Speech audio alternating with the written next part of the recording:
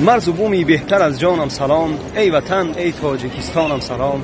گیر به آغوشت که سویت می روم، بهر دیدار به کویت می روم. یا کردم خاک و سنگت را قسم، یا کردم نام و ننگت را قسم.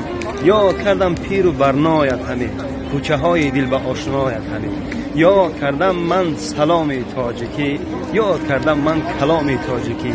به خدا یا کردم خانه گرمی پدر، یا کردم مادر لخت جگر.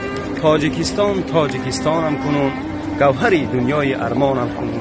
خوش استقبال گیر فرزند را، این غریبی کوی زنجیر بند را. انشاءالله که وطن پیش مادر لخت جگرم رسیدم، با هزار فریاد میگویم که خیز مادر که مسافر پسرت آمده است، پسری در بدری پشت درت آمده است.